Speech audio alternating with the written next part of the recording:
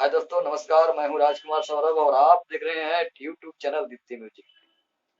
आज हमारे पास बहुत अच्छे सिंगर आए हुए हैं और भोजपुरी गाना को लेकर के सैड सॉन्ग। आप लोग राजू रोमांटिक को जानते होंगे।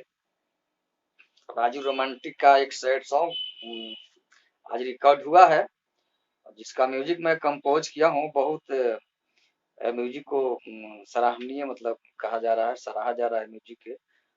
और काफी खुश हैं आज राजू रोमांटिक जी कि आज जो म्यूजिक बजा है, इनको अपना मन पसंद का म्यूजिक बना है और काफी खुश है इसलिए कि इनका जो वोकल मिक्स हुआ है वो भी बहुत अच्छा हुआ है। तो लगता है कि आज जो है से कि इनका सैड सॉन्ग क्लिक करने वाला है, बजने वाला है मार्केट में। उम्मीद है कि मार्केट में अच्छा खासा ये रिस्पॉन्स देगा।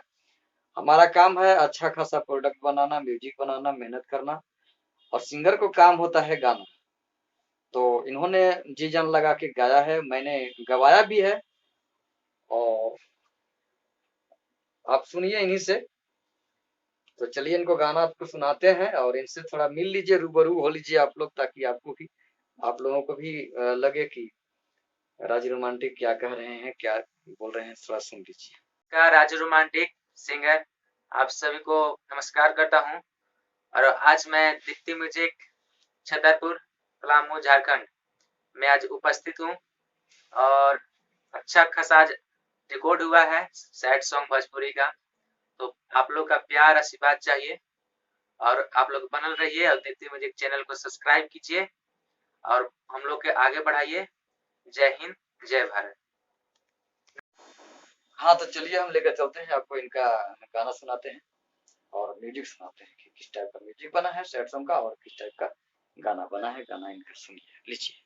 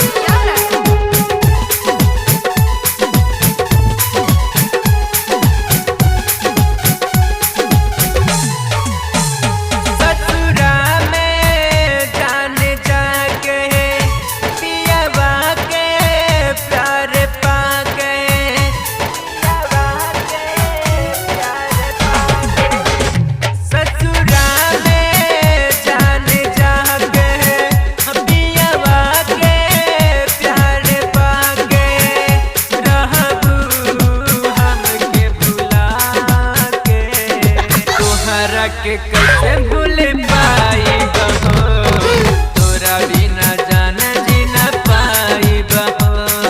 तोहरा के कैसे भूल पाई बहो, तोरा बिना जान जी न पाई बहो। For a player and debonair, the Fred Astaire, and yeah, I do declare I'm yummy like a gummy bear. For a player and debonair, the Fred Astaire, and yeah, I do declare I'm yummy like a gummy bear.